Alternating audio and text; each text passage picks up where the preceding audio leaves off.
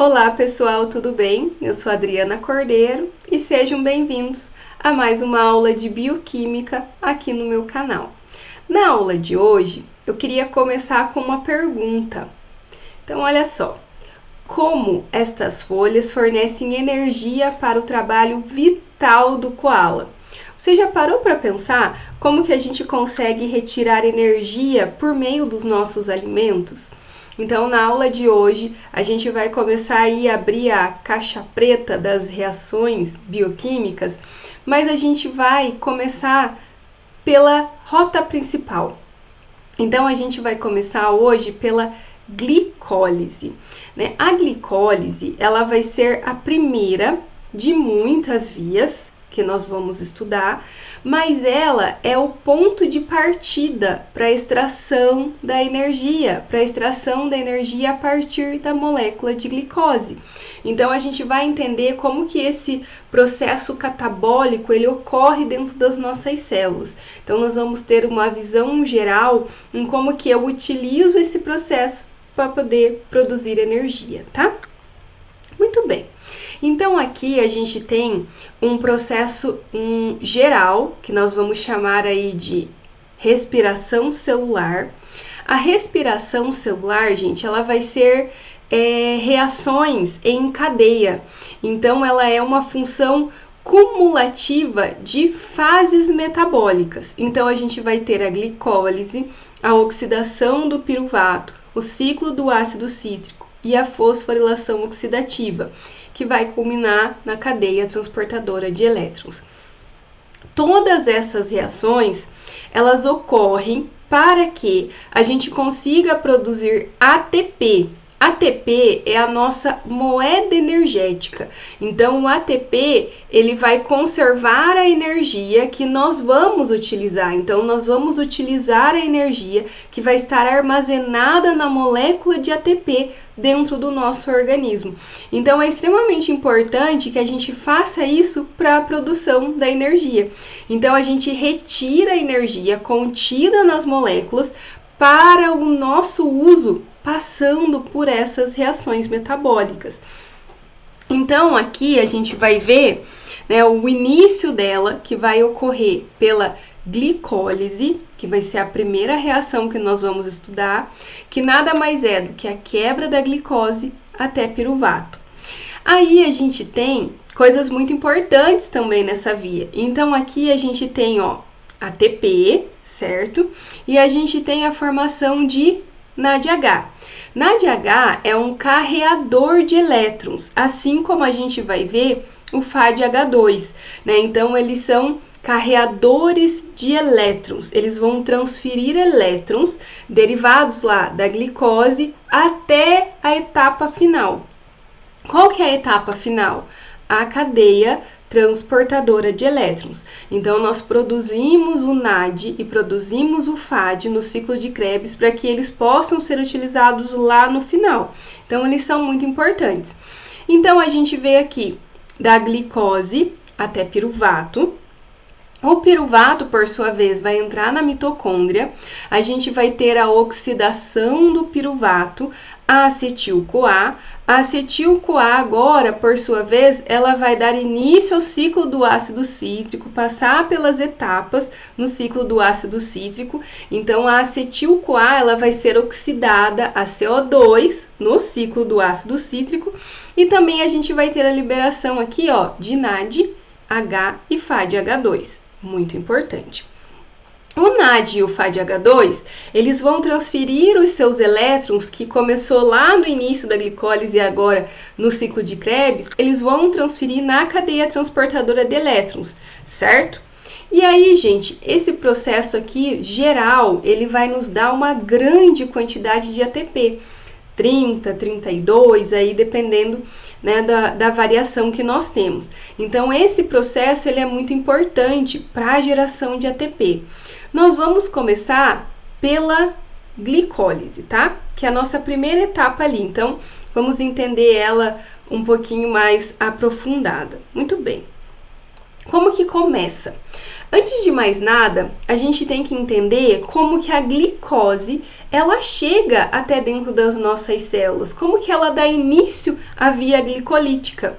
Tudo começa na nossa alimentação, né? Então, os carboidratos, eles são ingeridos na nossa dieta e aí eles vão ser quebrados no trato digestório. Então, a gente tem moléculas grandes, às vezes nós já temos monossacarídeos, mas a gente vai ter ali os polissacarídeos, os oligosacarídeos, e esses vão ser quebrados em monossacarídeos. Uma vez absorvidos no nosso intestino, eles vão alcançar a nossa corrente sanguínea. Beleza. E aí, depois o que vai acontecer? Vamos pegar a glicose aqui como exemplo. A glicose, gente, ela precisa entrar nas nossas células. Só que para entrar nas nossas células, nós vamos ter proteínas específicas que vão ser chamadas de transportadores de glicose, os famosos GLUT, né? Então, nós temos famílias de transportadores de glicose. E aí, nós temos alguns que são insulino dependentes. Aqui a gente está vendo o GLUT2, que não é insulino dependente, mas nós temos, por exemplo, o GLUT4. O GLUT4, ele está presente no músculo esquelético, no tecido adiposo, e ele é insulino dependente, ou seja, eu preciso de insulina para que esse processo aconteça. GLUT1, por exemplo, que está nos eritrócitos, no cérebro, ele não é insulino dependente. GLUT2 no fígado e no pâncreas não é insulino dependente, ou seja, eles funcionam sem insulina, certo? E aí, por que isso acontece? Porque esses órgãos, aqui o exemplo você vai ver, ele vai precisar da glicose para poder fazer a liberação de insulina. Então, não fazia muito sentido ele ser insulino dependente. Aqui a gente está falando das células beta-pancreáticas. Mas isso, gente, garante o suprimento básico de glicose para esses tecidos vitais. Então, após ser absorvida no intestino, ela vai aumentar a sua concentração na corrente sanguínea e aí ela vai ser detectada pelas células beta-pancreáticas. O que essas células vão fazer? Então, a glicose entra, ela vai passar pela via glicolítica. Então, a gente vai entender esse processo depois, eu já vou explicar ele bonitinho. E aí, gente, nós vamos ter um aumento de ATP. Olha só, com esse aumento de ATP, eu vou fechar os meus canais de potássio, então eu vou evitar que ele venha a sair da minha célula, certo? Então, fechando os canais de potássio, eu vou despolarizar a minha membrana. Então, eu tenho uma despolarização da membrana, e isso vai fazer com que os canais de cálcio sejam abertos. Então, os canais de cálcio recebem cálcio agora, certo? E aí, o que vai acontecer? Esse processo, aumento de cálcio aqui dentro, ele vai levar à fusão dos grânulos de insulina. E aí, a gente vai ter a liberação da insulina, da secreção da insulina. Beleza, liberei insulina. E agora? Agora, eu vou para os outros transportadores, que são insulino dependentes. Olha só que importante. Agora, gente, a gente já passou por esse processo de liberação da insulina e aí a gente vai ter agora a insulina chegando nos seus receptores. Então, agora a gente está falando do GLUT4, que é insulino dependente, certo? Muito bem. O que vai acontecer aqui nesse processo? Então, os transportadores de glicose, eles vão estar armazenados aqui dentro dessas vesículas, aqui dentro da célula. Muito bem. Aí, gente, quando a insulina ela chega no seu receptor e ela interage com esse receptor, a gente tem uma cascata de sinalização interna. Isso vai fazer com que a gente vai ter a fusão dos transportadores de glicose agora na membrana plasmática. Então, eles ficam ali disponíveis para que a glicose chegue e consiga atravessar. Então, quando o nível de insulina diminui, esses transportadores eles retornam. Então, quando a gente está com uma alta concentração de glicose na corrente sanguínea, liberou insulina, a gente vai ter então a translocação dos transportadores de glicose até a nossa membrana, beleza? Para que a nossa insulina possa entrar dentro da célula. Então, é esse processo que acontece. Uma vez dentro da célula, a glicose ela tem como função principal, que eu comentei lá com vocês no início, a produção de ATP, certo? Esse seria o papel essencial. Só que veja só, ela é extremamente importante também para a geração de intermediários. Então, nós não vamos utilizar a glicose só para isso. Ela pode ser utilizada em reações anabólicas, em processos de sinalização celular, né? Então, a glicose 6-fosfato, por exemplo, ela pode ser direcionada via das pentoses fosfato, né? Então, a gente pode utilizar para a produção de glicogênio, amido, sacarose, né? No caso das plantas. A gente pode fazer oxidação do piruvato, que é o que nós vamos estudar, fazer síntese de polímeros estruturais. Então, a glicose, ela pode ser direcionada também a outras vias. Então, ela é, sim, muito importante e o papel dela vai muito além só do que produzir ATP, tá bom? Muito bem. Então, vamos dar primeiro uma visão geral, vamos entender primeiro o que é essa via glicolítica, tá bom? De modo geral e simplificado. Então, olha só, a via glicolítica, ela vai ser a via que ela é didaticamente organizada em duas fases. Então, a gente vai ter a primeira fase que nós chamamos a fase de investimento energético e a segunda fase, a fase de compensação energética. Ao total, são 10 reações, 5 na primeira etapa, 5 na segunda etapa. Muito importante, né? E tranquilo de lembrar. A primeira etapa, se é uma etapa de investimento, é uma etapa onde eu vou precisar de energia na forma de ATP, que vai ser utilizada de uma forma muito estratégica. Por quê? Porque ela precisa ativar essa molécula de glicose para que ela dê início à via glicolítica e também para aprisionar ela dentro do citosol. Por quê? Lembram lá que ela precisou entrar pelos canais, então ela conseguiu passar pelas proteínas transportadoras e aí ela pode voltar pelo mesmo lugar. Então, nesse processo, a gente precisa aprisionar ela dentro da célula e logo depois a gente vai conseguir dar início a essa via quando a gente adiciona esse grupamento fosfato nela através do ATP. Nós já vamos entender isso. Muito bem, eu preciso investir 2 ATPs nessa primeira etapa. Se eu preciso investir 2 ATPs para dar início, na segunda fase, que é a nossa fase de compensação energética, quer dizer que compensação, eu vou receber 2 ATPs de novo. Então, aqui a gente vai conseguir produzir 4 ATPs. Ou seja, 2 vão compensar o meu gasto e 2 é o meu saldo positivo, certo? Nessa primeira etapa de nessa segunda etapa de compensação energética. Produzimos também NADH. Então, NADH vai ser aí o nosso carreador de elétrons. E aí a gente vai produzir 2 piruvatos e 2 moléculas de água. Então, como saldo líquido dessa reação, a gente vai ter 2 piruvatos, 2 moléculas de água, 2 ATPs e 2 NADHs. Olha que importante. Então, eu peguei a glicose, quebrei ela, então peguei a glicose, fiz um processo de oxidação em 10 reações consecutivas, divididas em 2 etapas. A primeira de investimento energético, a segunda de compensação energética. E no final eu consegui 2 ATPs, 2 NADHs e 2 piruvatos, certo? Então isso é a minha glicólise. A glicólise, gente, ela ocorre de forma anaeróbica, então eu não preciso de oxigênio. Então ela vai ocorrer nas células que também não estão na presença de oxigênio. Por isso que ela é tão importante, por isso que ela ocorre em tantos organismos, tá?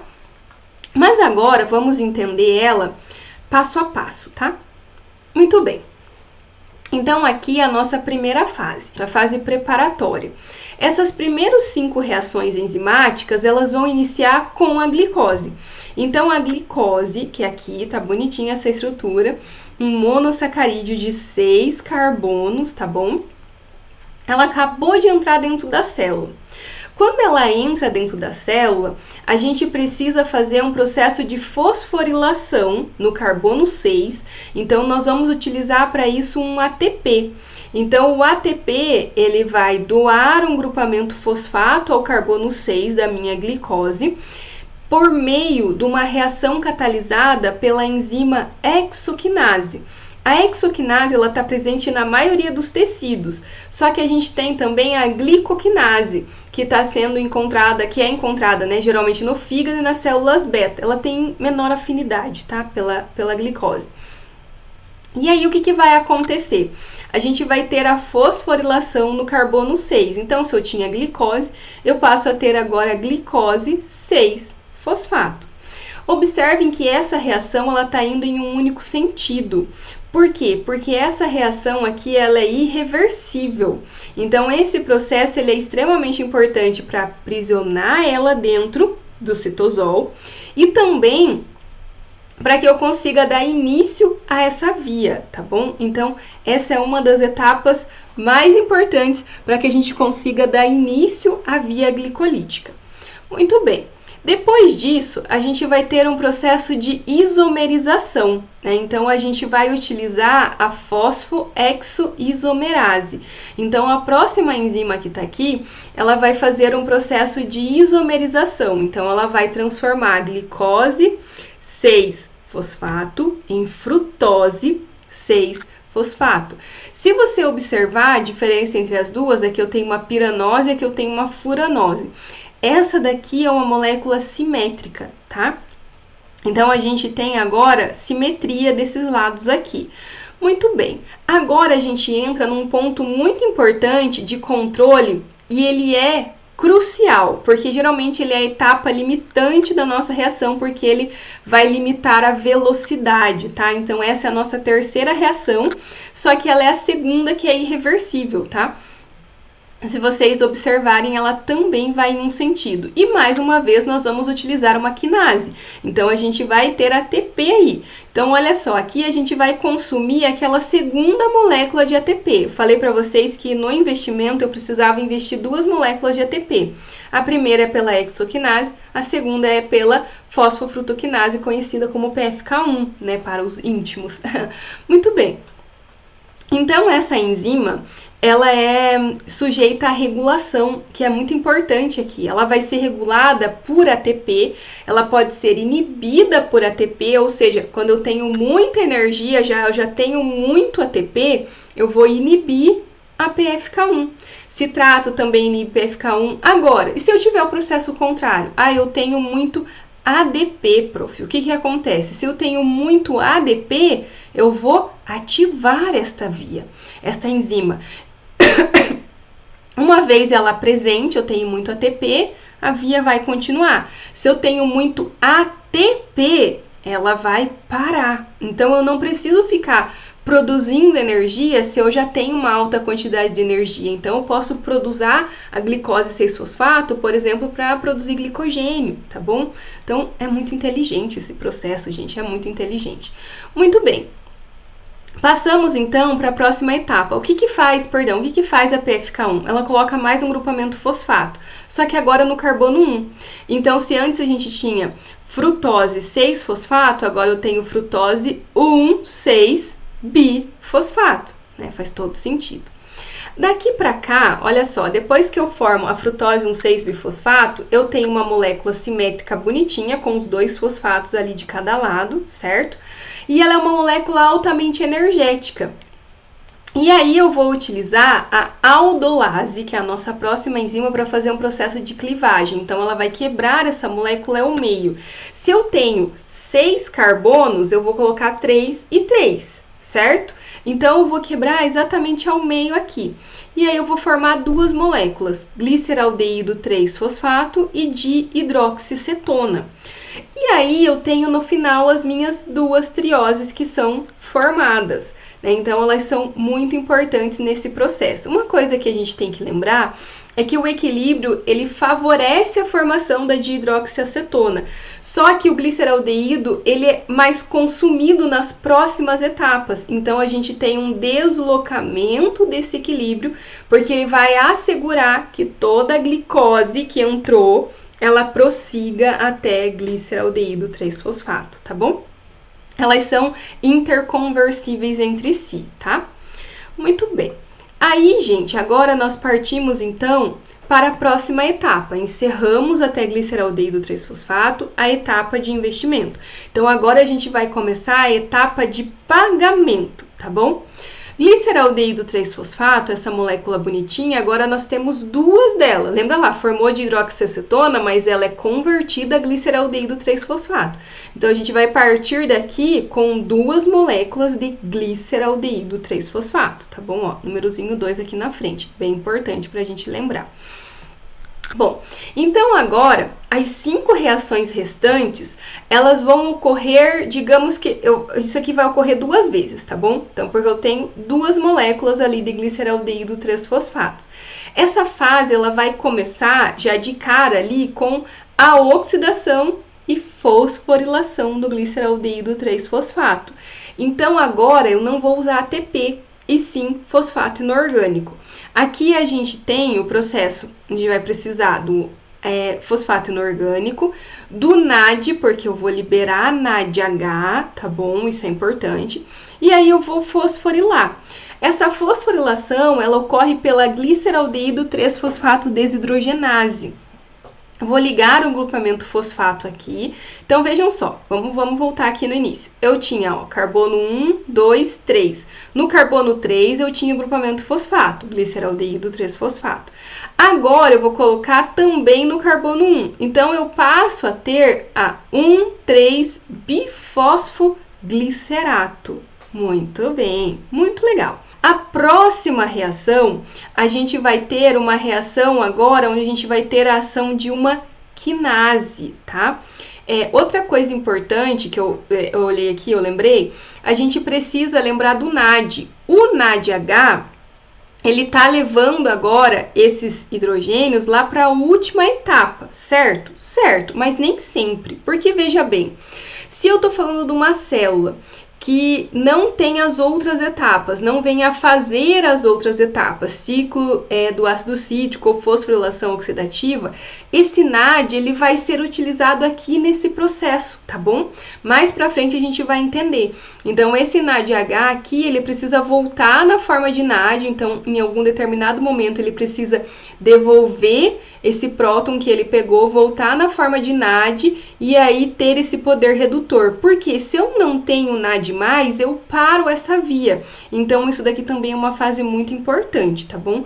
Eu vou voltar a falar um pouquinho dele mais pra frente. Beleza. Aqui, gente, nós vamos para a nossa próxima etapa. Então, a nossa próxima etapa, agora eu tenho ADP, 2 moléculas de ADP, porque lembra que eu tenho 2 dessa daqui. Então, 2 ADPs para formar 2 ATPs. Opa, já formei 2 moléculazinhas energéticas aqui. Então, esse daqui agora vai ser o que nós chamamos de fosforilação a nível de substrato, tá? Então, a gente vai pegar o grupo fosfato, que é um grupo de alta energia, ali que estava no carbono 1, né, do 1,3 do bifosfoglicerato, e a gente vai transferir ele para a molécula de ADP, formando ATP. Aí a gente vai formar ATP e a nossa próxima estrutura, que é 3-fosfoglicerato.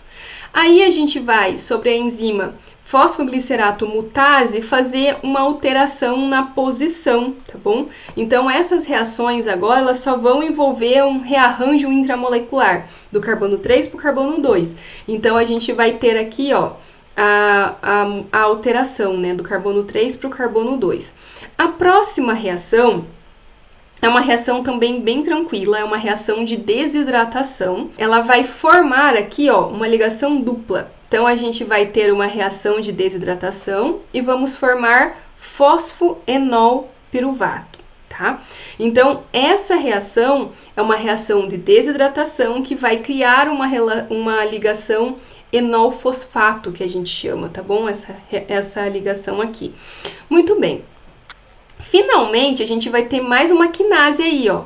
Agora, a gente vai ter a nossa última etapa dessa via, que a gente vai ter a produção novamente de ATP. Então, finalmente, a gente chega à nossa segunda fosforilação a nível de substrato, o que é muito interessante aqui para nós.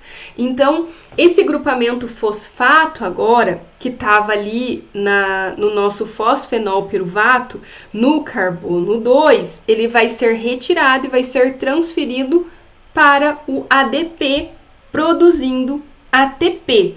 E, finalmente, também vamos produzir o nosso piruvato. E aí chegamos ao fim da via glicolítica. Chegamos? Mais ou menos. Então, olha só. A gente estuda de forma didática que essa via ela vai até piruvato. Mas alguns estudos, eles demonstram que essa via, na verdade, ela vai até lactato. Mas por quê? Porque a gente tem uma alta atividade da enzima lactato desidrogenase, ou seja, a gente tem um favorecimento termodinâmico da reação que vai do piruvato rapidamente até lactato. Então, muitos autores eles vão defender que essa via ela vai até lactato, independentemente da presença ou ausência de oxigênio, que é o que eu vou explicar para vocês nos próximos slides, tá bom? Mas, contudo, assim, a gente utilizando até lactato, até piruvato, é essa via. Então, a gente tem o piruvato como um ponto final clássico dessa via, principalmente nos livros, né? Nos livros didáticos a gente vai encontrar. Então, e outra coisa importante também, o piruvato, ele vai para a próxima etapa. E se a gente tiver o lactato, esse lactato, ele precisa voltar a piruvato para ir às próximas etapas, tá? Então, isso é uma coisa importante que a gente precisa lembrar também. Bom, coisas legais dessa última etapa. Essa última etapa, ela também está indo só em uma direção, ou seja, ela também é um ponto de regulação irreversível. Então, nesse caso aqui, a gente tem a piruvato quinase, que é a nossa terceira enzima regulatória-chave, e ela vai ser ativada, adivinha por quem? Chuta por quem? Ela vai ser ativada por frutose 1,6-bifosfato. Vamos voltar lá? Olha só. Quando ela é produzida, quando eu consigo, ó, essa é uma via regulatória, certo? Exoquinase. E a segunda é a fosfofrutoquinase. Quando eu produzo frutose 1,6-bifosfato, eu ativo essa última aqui. Ou seja, se esse ponto aqui de regulação eu tenho uma quantidade alta de ATP, ela vai inibir fosfofrutoquinase. Não vai produzir frutose 1,6-bifosfato. Logo, não vai produzir aqui também. Então, essa via, ela para, certo? Então, isso é um processo muito interessante. Olha só como tudo é muito regulado dentro do nosso corpo, certo? Então, a gente entendeu essa etapa. Dúvidas, qualquer coisa vocês podem me perguntar aqui embaixo. E aí, eu posso retornar também com mais detalhes. Pessoal, olha só, eu falei bastante da glicose, né? A glicose, ela faz parte da rota principal, ela é a mais estudada, mas ela não é a única. Então, a gente não pode esquecer que a via glicolítica, ela não é alimentada só por glicose, e ela não acontece só com a glicose, tá bom? Então, assim, a gente tem outros carboidratos, além da glicose, outros monossacarídeos que também vão ser catabolizados na mesma via. Eles vão ser transformados em seus intermediários glicolíticos ali e vão entrar na via, né? Por exemplo, se a gente pegar a lactose, ela vai ser quebrada em glicose, entra na via, galactose, que também vai entrar na via. Então, ela vai passar por outras reações e depois entrar na via. Então, quando a gente tem lá, obtém na dieta maltose, que é um disacarídeo, vai ser quebrado, né? Igual a sacarose também, lactose, os monossacarídeos, frutose, manose, galactose, todos eles vão passar ali por conversões específicas e também vão entrar na via glicolítica, tá bom? Glicogênio que foi produzido, quebrado, aí vai entrar na via.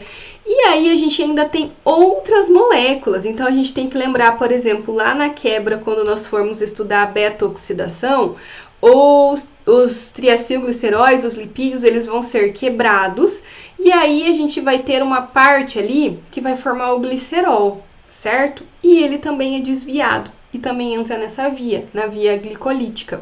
Então a gente tem que entender que nós temos outros intermediários que também vão fazer parte dessa via, para que a gente não pare a via de produção de energia aí, tá bom?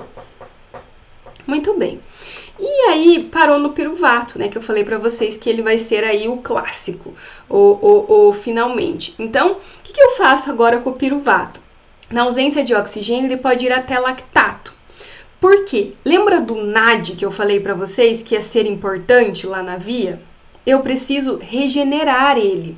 Então, eu preciso ir até lactato para que eu receba o NAD de novo. E aí eu consiga produzir NADH e eu fique nessa via. Então, isso é extremamente importante. Então, eu preciso manter esse processo. Então, eu preciso recuperar novamente ele para que a gente consiga manter a produção de energia, tá bom? Aí a gente pode ir também à produção de etanol. Então aqui vai acontecer lá, por exemplo, em leveduras. Então a gente vai de piruvato à produção de etanol e CO2. Isso em situações na ausência de oxigênio. A fermentação lática, gente, ela vai ocorrer também nas nossas células, em células musculares, por exemplo, no exercício intenso. Ela ocorre em eritrócitos, que fazem esse processo, é essencial para a produção de energia à via glicolítica, porque eles não têm mitocôndrias, então o outro processo não vai acontecer. Então, é muito importante. Em bactérias, lactobacilos, né? Então, sempre vão fazer esse processo, certo? Agora, depois daqui, em condições aeróbias, ele vai entrar na mitocôndria, ser oxidado a acetil-CoA, então a gente tem a liberação de CO2 e aí depois do ciclo de Krebs, e aí no final a gente cai lá na cadeia transportadora de elétrons, lá naquela primeira imagem lá que eu comecei mostrando para vocês. Então, resumindo a nossa aula, que já ficou bem longa, a glicólise ela é uma via quase universal pela qual uma molécula de glicose é oxidada em duas moléculas de piruvato com energia conservada na forma de ATP e NADH. São 10 reações enzimáticas, né? Então, as 10 enzimas glicolíticas estão no citosol, porque essa é uma reação que acontece no citosol da célula. E os 10 intermediários são compostos fosforilados de 3 ou 6 carbonos. Aí a gente vai ter depois, organizada em duas fases principais, a fase preparatória, que é a fase de investimento, e a fase de pagamento, ou rendimento energético, tá bom? Bom, gente, dúvidas, perguntas, podem mandar mensagem aqui embaixo.